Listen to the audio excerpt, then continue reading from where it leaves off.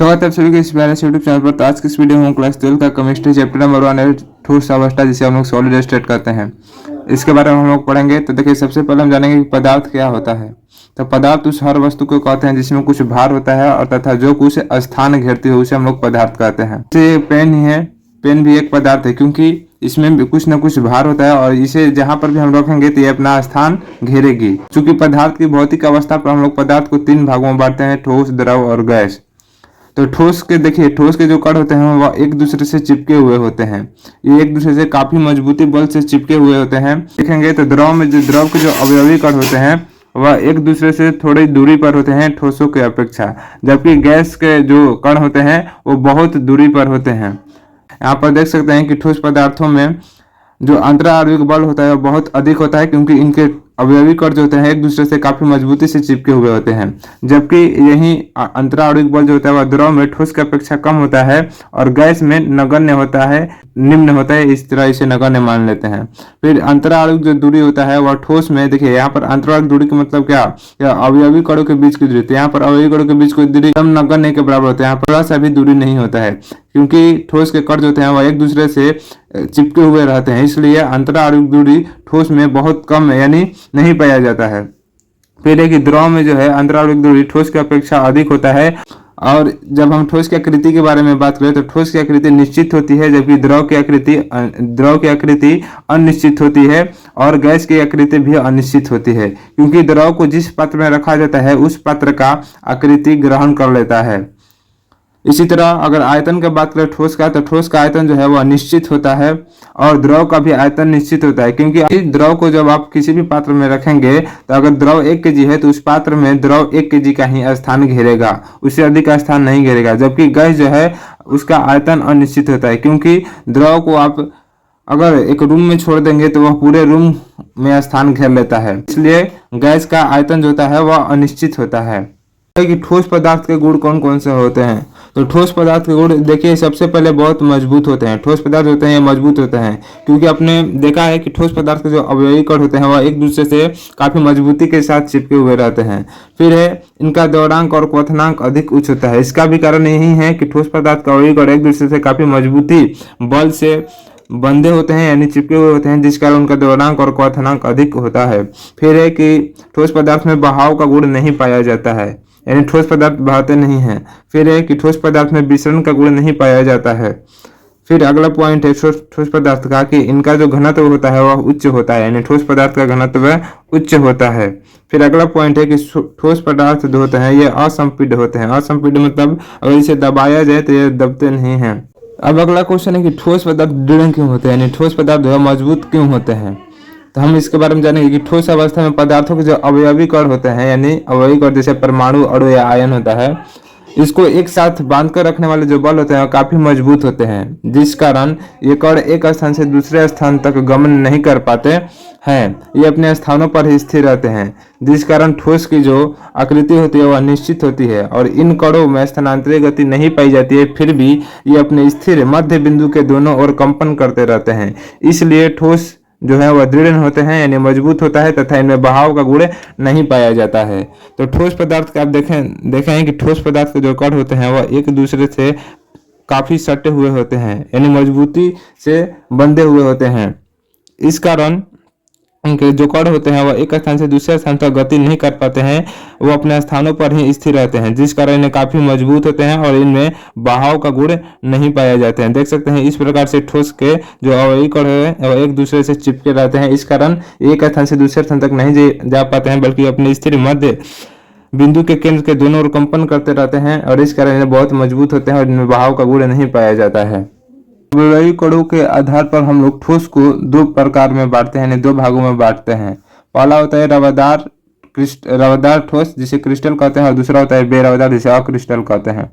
तो रवादार क्रिस्टल के जो आकृति होती है इस प्रकार से होती है, यानी उनमें एक निश्चित पैटर्न होता है। जैसे इनके अवयवी कण जो है, देखिए यहाँ पर ए है, फिर बी है, फिर ए है, फिर बी है, फिर ए है, फिर बी है, फिर ए है, फिर बी है, यानी इसी प्रकार का निश्चित पैटर्न क्रिस्टल ठोस में पाया जाता है। जबकि यहाँ पर देखिए अक्रिस्टल में ये निश्चित नहीं है, कभी ए है तो कभी बी है तो कभी है तो फिर बी, बी है तो फिर ए है, फिर इसके नीचे देखेंगे ए के बाद बी है लेकिन फिर 3 बार बी आ गया है, जबकि इसमें देखेंगे तो बी के बाद ए है, तब फिर बी है, तब फिर ए है, तब फिर बी है, लेकिन इसमें कोई एक निश्चित पैटर्न नहीं है, ये अनिश्चित पैटर्न में रहते हैं।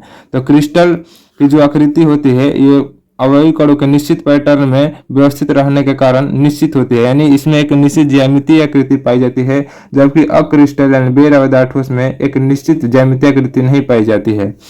रवेदार क्रिस्टल ठोस के उदाहरण में हो जाएंगे हीरा, ग्रेफाइट, नमक, चीनी, सिलिका इत्यादि। आप देखते हैं कि हीरा का जो एक संरचना होता है वह फिक्स रहता है, वह कभी बदलता नहीं है।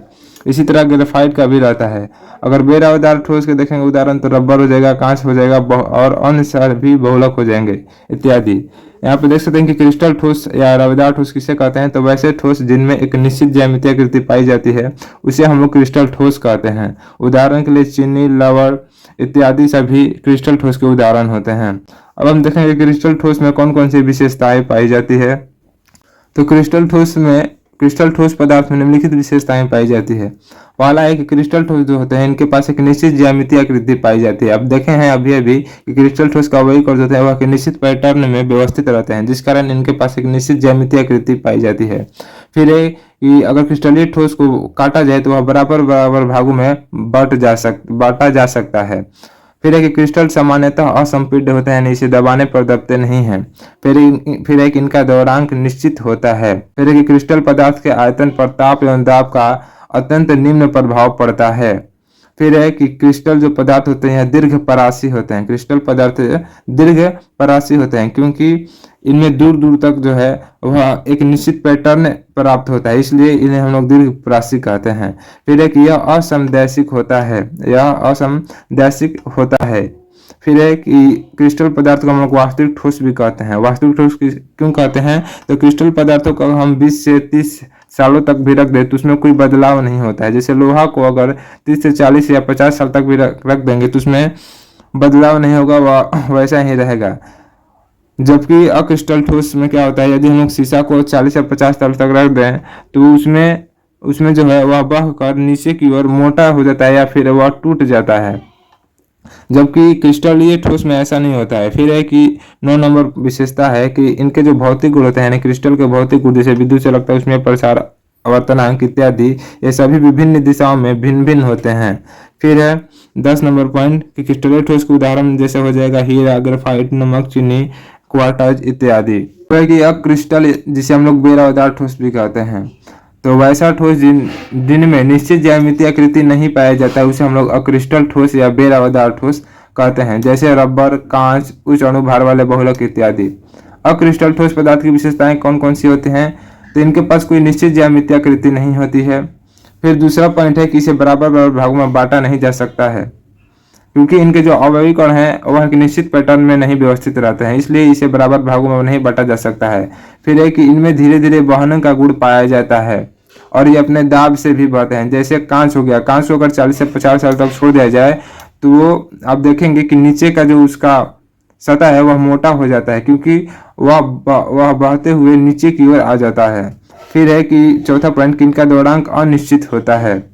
फिर है कि अक्रिस्टल ठोस में बहुत कम दृढ़ता होती है, इसे बाह्य दबाव डालने पर ये आसानी से विकृत हो जाते हैं, यानी अलग अलग हो जाते हैं। अगर इन पे बाह्य दबाव डाला जाए बाहर से तो आसानी से अलग अलग हो जाते हैं, नहीं टूट जाते हैं। फिर 6वां पॉइंट क्या क्रिस्टलीय ठोस होते हैं या लघु परासी होते हैं। ये लघु परासी होते हैं, यानी इसमें एक निश्चित पैटर्न नहीं होता है। इसमें थोड़ा देर निश्चित पैटर्न मिलेगा, फिर थोड़ा समय बाद देखेंगे कि अनिश्चित पैटर्न मिलने लगेगा, इसलिए यह लघु परासी होते हैं। फिर है कि यह समदैशिक होते हैं, क्योंकि इनके आप देखेंगे जब अवयवी कण होते हैं ये निश्चित पैटर्न में नहीं होते हैं, ये अनिश्चित पैटर्न में होते हैं, इसलिए यह समदैशिक होता है। और 8वां पॉइंट है कि इसे हम लोग काल्पनिक ठोस भी कहते हैं, यानी अक्रिस्टलीय ठोस को काल्पनिक ठोस भी कहा जाता है। फिर है कि अक्रिस्टलीय ठोस के जो भौतिक गुण होते हैं जैसे विद्युत चलकता, उसमें प्रसार, आवर्तनांक, यह सभी दिशाओं में समान होते हैं, भिन्न भिन्न नहीं होते हैं, जबकि क्रिस्टलीय ठोस में ये भिन्न भिन्न होते हैं। फिर है कि अक्रिस्टलीय ठोस के उदाहरण हो जाएंगे रबर, कांच, बहुलक इत्यादि। फिर से क्वार्टर ग्लास भी हो जाएगा, प्लास्टिक भी हो जाएगा। तो आज की इस वीडियो में इतना ही। यदि वीडियो आपको अच्छा लगे तो वीडियो को जरूर लाइक करें और चैनल पे नए हैं तो चैनल को सब्सक्राइब करके बेल आइकन को ऑल पर सेट कर ले, ताकि फिर अगले वीडियो का नोटिफिकेशन आपके पास पहुंचता रहे।